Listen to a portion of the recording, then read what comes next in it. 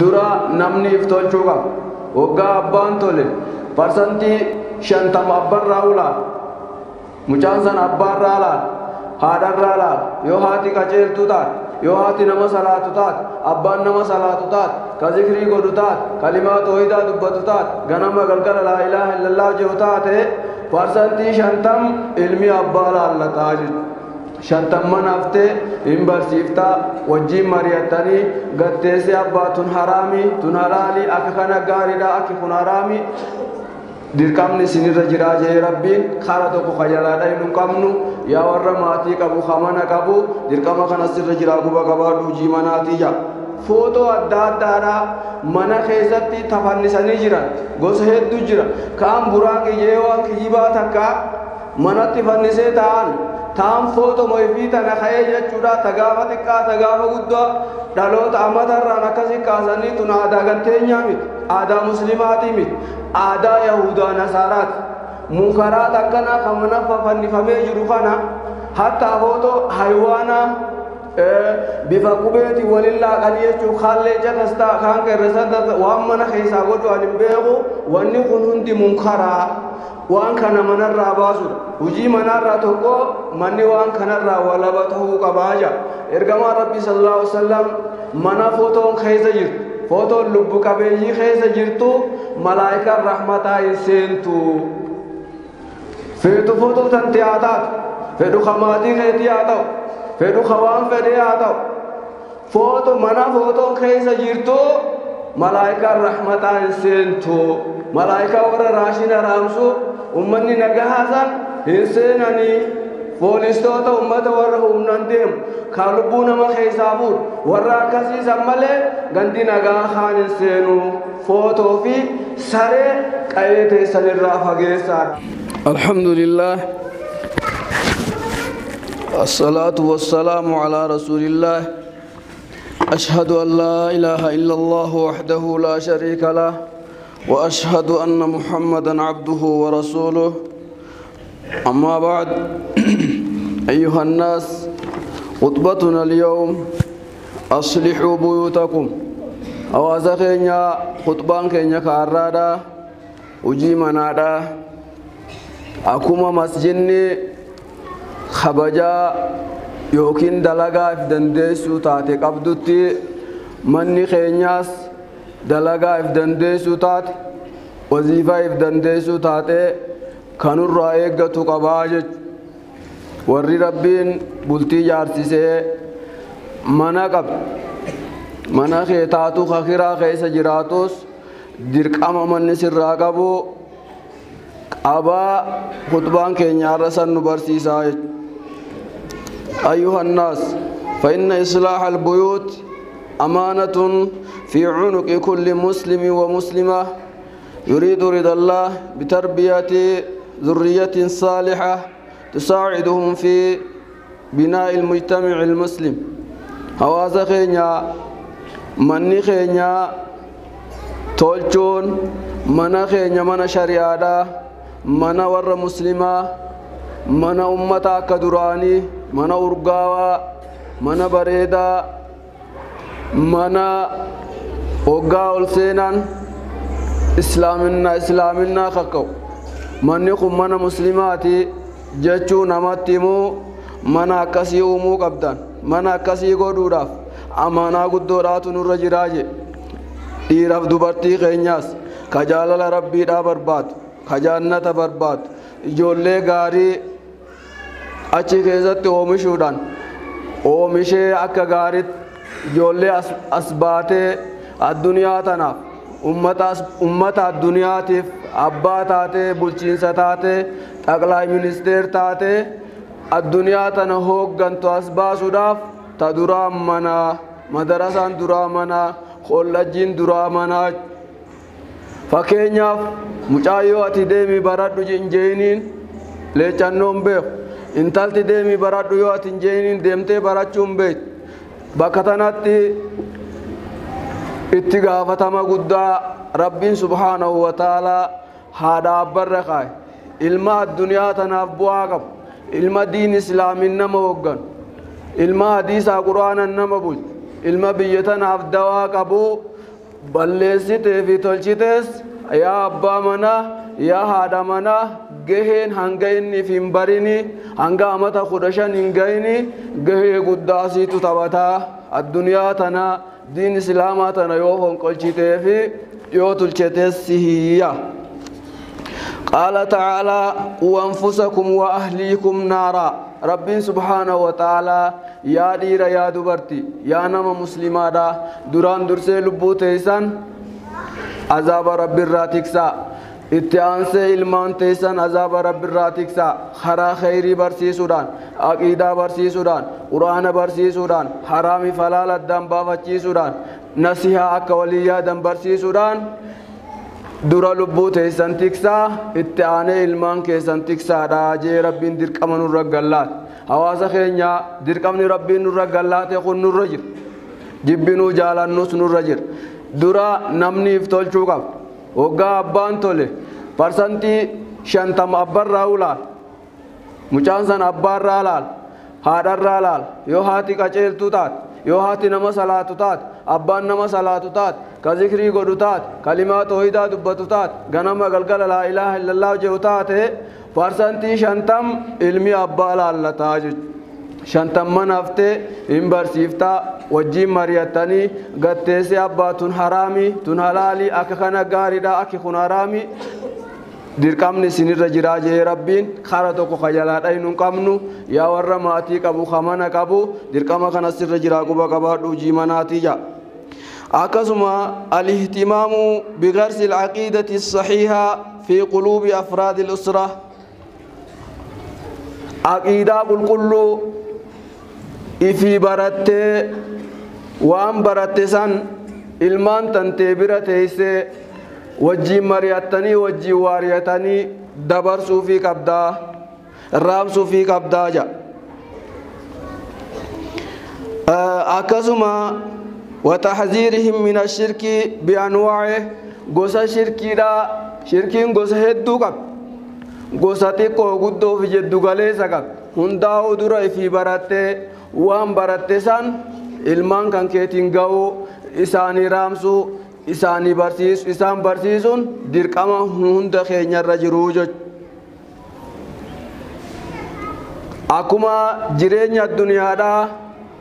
taraa duraa uf barsiifte abbaa jee ummaa jee akkasuma harka akkana nyaatan jettee waa hunda barsiiftu sanitti diin islaamaa aqiidaa qulqulluu fi barattee fi barsiisuun kan kee dirqama tahaa كما قال الله تعالى عن نبي الله إبراهيم وجنبني وبني أن نعبد الأصنام نبي إبراهيم قدان خينيا أبا ملة عليه السلام إلمان إساء غورسو برخوته يا إلمان تيا شركة اندياتنا توحيد كبدا warri akkana kun sirriin jiran ka akkana kana sirrii jira jecha akkana ja afaan gaarii dubbadha jee waa hunda barsiisee bira dabre sanirratti du'aa'ii godhaaf yaa rabbii khiyya ilmaan tanarraa baafte boru akka ittiin nazzamne wajnubni wa baniyya an na'budu al-asnaam naaf ilmaan tiyyaas waan gandi gabbaru kan irraa nu fageessi jeeti du'aa'iidhaaniif gargaarsisaa ture jechuudha yaa abbaa ilmaanii yaa warra burtii ijaartee jirtu hujii kan ittiin barsiisuu bira kuttee afaanin barsiisuu bira kuttee du'aa'ii maatii kan keetiif kadhatu akka rabbiin siif isaanis wajji qaceelchee borganama qoraan jahannama akka isiniin goone amma osoo arrabni kan keejiidha du'aa'ii jajjabaadhuu jaa akkasuma ammas hasu afraadil usraa ala salaati fi awqaatihaa maatii tantee tana to'achuu qabda salaatarra kaasuu qabda qurbaan kan kee salaata waggaa salaatu hoo yeroo irra salaata intalti tantee salaatti waggaa salaattu hoo yeroon salaatti haati mana keetii hoo ni salaatti waggaa salaattu hoo yeroodhaan salaatti waan kana hunda dirqamni sirri jira hujii manaati haqa manni sirraa qabu jechuu salaata irratti to'achuun jechuu fafil hadiisi qaala sallallahu alaihi wasallam muruu abnaakum bisalaat لسبع سنين ijoollee teessan lafa ol kaatee hoggaa isiin amata torba gees amata torba booda homaa sirran jiran isii somaa irran jiran isinirraa korroji hujii qaama kan keetirraa waan qaraatu malee taan sirraa fudhachuu fi sirraa fudhachuu dhabaa bifa leenjisaatiin malee ajajni ka'ee galu amata torbarraayi. Mucaan kan kee intalti tantee amata torba geesse taanaan dirqama shari'aa islaamatti barsiisuu fi salaata soommana hundaa itti ajajaadhaa jedha. Yoo isaan amata 10 gaan waan sallaaffisaan taanaan irratti adabaadhaa jedha Nabi Muhammad sallallahu alaihi wasallam. Kanaaf hawaasa keenya leenjisaan guddaan islaamaa kan nuti qabnu hojii manaadha. Bifa kanaan nu barsiisee ilmaan teenya ibaadarra to'achuu, haadha manaa to'achuu, hatta asarraatanyaa mana keessa jirtu to'achuu qabna. Yoo isiin hin salaanne ijoolleen tantee isii laallatte barsiisaa godhatte if duraan laalte dantaa ilmaan keetiitiif jecha isiis barsiisuu aqiidaa barsiisuu salaata barsiisuun hojii manaatii qabadhuu jaa. Akkasuma ammas ikhraajul munkaraati min albayt min assuwari wa ghayrihaa waan munkaraadha footoo adda addaadha mana keessatti tafannisanii jiran gosa hedduu jira. Kaan buraaqi jee waan kijibaa takka manatti fannisee ta'an footoo moofii tana ka'ee jechuudha. Tagaafa xiqqaa tagaafa guddaa dhaloota amatarraan akkasii kaasanii tun aadaa ganteenyaa miti, aadaa muslimaatii miti, aadaa yahudaa nasaaraati. Munkaraat akkanaa kan mana fannifamee jiru kana hatta footoo haywaanaa bifa qubeeti waliin laaqanii jechuun kaan leenca tastaa kaan qeerransa tastaa waan mana keessaa godhu ani hin beeku. Wanni kun hundi munkaraa waan kana manarraa baasuudha. Hojii manarraa tokko manni waan kanarraa walaba tahuu qabaa jaa. Ergamaan Rabbi sallallahu alaihi wasallam mana footoon keessa jirtu, footoon lubbu qabeeyyii keessa jirtu malaayikaan rahmataa hin seentu. Feetu footoo tantee haa taatu, fedhu kamaatii keetii haa ta'u, fedhu kawaan fedhee haa ta'u, mana footoon keessa jirtu malaayikaan rahmataa hin seentu. Malaayikaa warra raashina raamsu ummanni nagahaasan hin seenanii. Poolistoota ummata warra humnaan deemu kan lubbuu nama keessaa fuudhu warra akkasiisan malee gandi nagaa kaan hin seenu. Footoo fi saree qa'ee teessanirraa fageessaadha. Ergamaan Rabbi sallallahu alaihi wasallam nuun jedha. Kanaaf hawaasa keenya hayxi mana keenya hojiin manaadha. Footoo waan jaamu footoo waan lubbuu qabuu guutumaan guututti manarraa baasuudha. Akka malaayikaan rahmataa hosseente araaramaas nuu kadhatte rizqii rabbirraa fiddees akka nuu kennitu manni keenya kanarraa walaba tahuu qabaa jaa. Gaaf tokko ergamaan Rabbii sallallahu alaihi wasallam isaa diida deemee duuba Aayishaan girdoo takka ta footoo lubbuu qabeeyyii irra jirtu bit. Ergamaan Rabbii hoggaa waan san arkee fuulli isaa jirjiiramee akka nama lolee bifa kanatti garagalee. Aayishaan fuularraa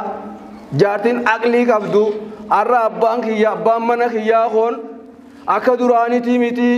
anaatu waa balleessee jira jetteef duuba deebitee hoggaa laaltu unoo girdoon isiin bittee footoo qabdi. Fuutee osoo inni arguu ciccirtee makaddaa gootee. Kanaaf hawaasa keenya manni keenya haqni mana keenya hamaatii keenya footoo fi sareen qa'ee sanirraa walaba tahuu qabdi jaa. Akkasuma ammas alhirsu alaa jam'i shamlil usraa waadami tashattutihaa. Maatii teenya tana hojii manaarraa inni afuraffaadha. Maatii teenya tana mari'achiisuu qabna. Wajjiin teenyee akka nama guddaatti xiqqaas hayyee jennee wal mari'anne akka namni kun addaan hin facaane yaanni adda addaa keessatti akka hin uumamne bobbaas hojiis hiruu fi har'aati tanarras si quba qabna. Balleessitu siiti itti gaafata. Tana har'a siiti shufeerri balleessitu siiti itti gaafatam jennee wal mari'anne hojii walii qooduu qabna. Jaalala wal barsiisuu qabna. Akka maatiin keenya kun wal jaalatan hedduu namaa agarra. Hoggaa mucaan xiqqaan ka'ee guddaa dha'ee abbatti himatu irraa kafaladhu jaan. Hoggaa ammas xiqqaan guddaan xiqqaa dha'u irraa kafaladhu jaan. Kun maal jechuudha? Addunyaan tun wal boksitee wal tumtee bifa kanaan jiraattii qaraasisu. Afaan keetii wanni baatee ati barsiisaa isaanii waan taateef san barsiiftee jechuudha. Wanni tun akka carraadhaa jiboonni tun ati wali qaarte tun gaaf tokko osoo walaatu sirra wal fidde siburuqsuun isaanii ni malaa jechuudha. Kanaaf dantaa tanteetiif jecha wal loluun haraami zulmiidha. Obboleessa kan kee amma miitee jirta kai dhiifama gaafadhu. Obboleettii tee miitee jirta dhiifama gaafadhu. Dhiifama kana barsiisuu qabdu. Wal jaalala wal barsiisuu qabdu. Hoggaa walirra ejjatan hoggaa wal dhawan akka isaan si duubatti obboleessa kiyya dhiifama waliin je'an taasisuu qabda malee akka isaan humna walirraa kafalatan buksi yoo barsiifte guyyaa tokko sirra wal fidanii sirra ejjachuun ni mala jiboonni fi walaatu jechuudha. Hawaasa keenya kun hojii manaati. خطبان كي كارارا وجي منارا نبرسيسا جرا أقول ما تسمعون وأستغفر الله لي ولكم ولسائر المسلمين واستغفروه إنه هو الغفور الرحيم والبر الكريم.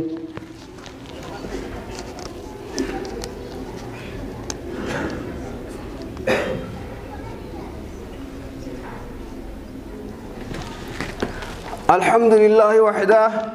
الصلاة والسلام على من لا نبي بعده وبعد. الخامس إن شنفر الحذر من دخول الرجال الأجانب على المرأة في البيت وخاصة أقارب زوجها هواسخينيا هجي منات شنفر حقي مني خينيا نور عقبو خيو ديفن اتقافة تمنو كشنفر نما من خيسان دوبارتي تيسان الرتي نمني علاقا سينون قبو namni firan ta'in ka shari'aan islaamaa nama san fuudhuu halaal gooteef dubra tantee tana fuudhuu haadha manaa tantee tana yoo ati hiikte fuudhuu shari'aan halaal gooteef mana kan kee seenuu hin qabu yeroo ati hin jirre kophaa isaanii dubartoota kopharra seenee wajji afaan kaatuun wajji qama'uun mirga isaanii dhiibuudha mirga mana kanaa balleessuudha ja uno ergamaan rabbii sallallahu alaihi wasallam akki jedhu iyyaakum waddukhula ala nisaa isinin dhorka dhalaa ajnabaa dhalaa alagaa irratti osseenuu dubbisuu dhungatuu harka fuudhuu wajji hanjamuu isinin dhorka isinin dhorka ma waan kanarra wanni kun aqibaan isiidha isin balleessit booddee teessan balleessit booda fira wal godhattanii shari'aa islaamaa tana irraanfattanii waan biraa keessa seentanii ittumaan dhiyaatinaadha ja rabbiin subhaanahu wa ta'ala farsantii hedduu zinaan dalaginaan jedhu bar ittiin dhiyaatinaadha ja sababa usraan ton seerri bareedaan kun dhabameef jecha arra zinaan babal'atee seera tahee shari'aa fakkaatee addunyaa tana barakaa keessaa dhabamsiisee shururkaa diiniif ta duniyaas dhabamsiisee biyya qabatee biyya dhaalee jira. Hawaasa keenya waan nama rifachiisu warri daataa kanaagu ilmi zinaadhaa amata kana keessa ka dhalate aanaa gooroo guutuu qofa keessatti ilmoo 12 diish keessaa fuudhan. Lubbuu nama jiraa bareedaa intalaa fi gurbaa hedduu nama 12 waajirri aanaa gooroo guutuu gabaasee jira. Ganda keenya wajjin jirraa ilmaan teenya tadhaltuus kadhalchiisus keenya hawaasa keenya bakka zinaa tanatti rabbi haa sodaannu. Ta zinaadhaatu nu akhiraa qofatti namaa wanni hin jettu addunyaatti jazaan isiidhaa namaa deebi'a. آخرت اللي ونيته وجين خنا هندا وني هركيسو لينجي منات هاتي منا جه منا وجي منا سن دلقو دب أبا منا دلقو دبول انت لا تهسني في أجنبني وليمبرين ولماهم برين معلومة وليتهم بيخين أكا قوقودات تاجراتني خرا ربي سبحانه وتعالى إسا ولفدون خرا سنة نبي محمد لفخامي جراچو عليه الصلاة والسلام خناف وجي منار راتوكو نمني أجنبا نمني علاقاتوكو خيستو خفرا خمار خينياتي بر خا أديرات خيسوما خينيات حواس خينيا خننجر باكتانا شيطاني كاچلوتي الرد لغجر أچلوتي الرد جباتو جرا خمار خينياتي ننجرو أجنبا تانان أجنب علاقة تانان علاقة خفاقوتي في خونس غراغرو ما تكن كابو وانتا نجباني هاي قنون انجا أكازوما Oggachi sagalete dagan shirgodaniti TV Islam ar-raddebisa takanu rolhuda ad-raddebisan sandura isanuma rabbi isani qofatu wal beekha waan isan irra khatani jirani khutban keenya kharrada orfu matana umana basi yo hogganu dandeesse hoggani yo hogganu dandeenyammo sababa qorfe tanatir rabbin siyazabuta orfe tana manabasi telbijina khana manabasi أكن ننجا عباد الله صلوا وسلموا على رسول الله كما أمركم ربكم حيث قال يا أيها الذين آمنوا صلوا عليه وسلموا تسليما اللهم صل على محمد وعلى آل محمد كما صليت على إبراهيم وعلى آل إبراهيم إنك حميد مجيد اللهم اغفر للمسلمين والمسلمات والمؤمنين والمؤمنات الأحياء منهم والأموات إنك سميع قريب مجيب الدعوات يا رب العالمين ربنا آتنا في الدنيا حسنة وفي الآخرة حسنة وقنا عذاب النار آمين يا رب العالمين.